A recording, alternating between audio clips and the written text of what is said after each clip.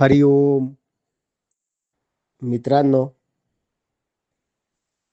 असाच अधेमध्ये कधीतरी काही वाचायला मिळालं तर मुद्दाम किंवा मग सहज म्हणून मी तुम्हाला काहीतरी वाचून दाखवत असतो. त्याचाच एक भाग म्हणून वसंत पुरुषोत्तम काळे यांची एक कथा, त्यातला काही भाग वाचून दाखवण्याचा प्रयत्न करतोय.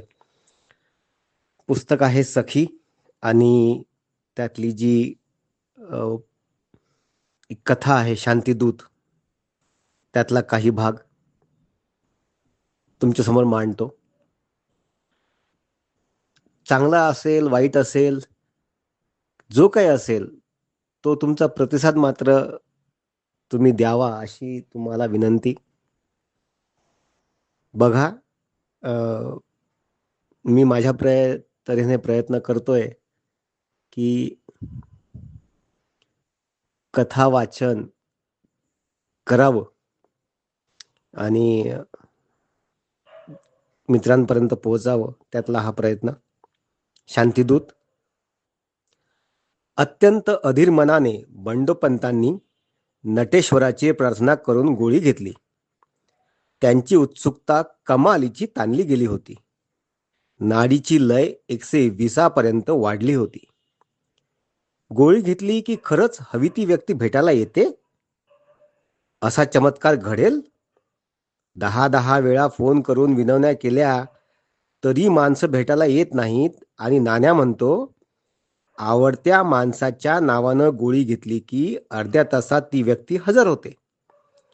नाण्या खोटं बोलणार नाही. आपण त्याला काल म्हणालो, माझा तुझ्यावर विश्वास आहे. स्वतः प्रचिती घेतलीस की विश्वासाचं श्रद्धेत रूपांतर होईल बंड्या.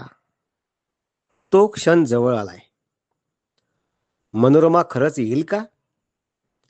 ती आता खूप मोठी आर्टिस्ट झाली आहे. सेक्रेटरी ठेवण्या इतकी. नाटकाकडून ती चित्रपट क्षेत्रात जी गेली ती गेलीच.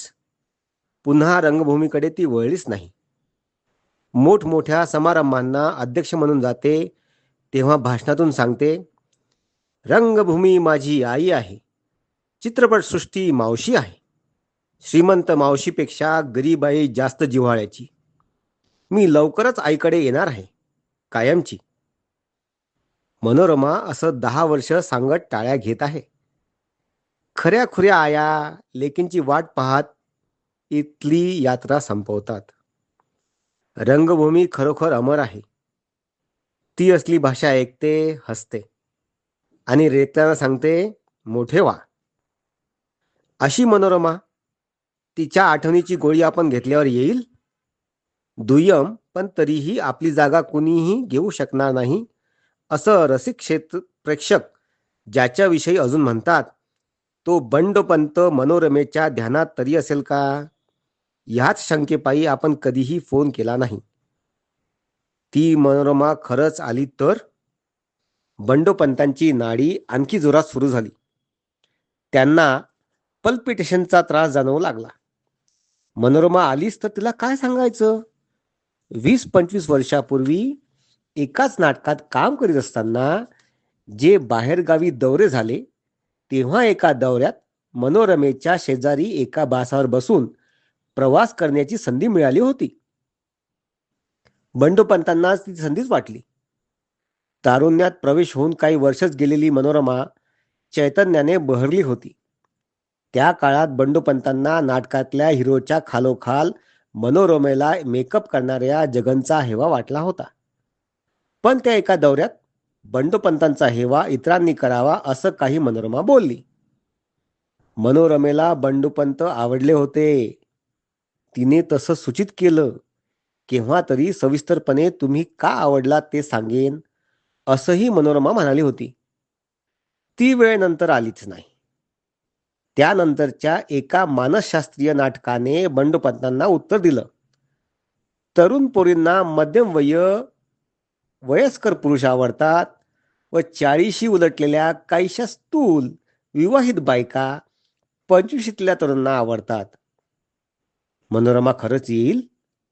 गोळ्या घेऊन सर्दी, ताप, थ्रोट इन्फेक्शन जातं. पण गोळी घेऊन हव्या त्या व्यक्तीला आणता येतं? नाण्या गेली 2 वर्ष ह्याच पद्धतीने हव्या त्या व्यक्तीचा सहवास मिळवतोय. आपलाही एकाकीपणा या मार्गाने जाईल का?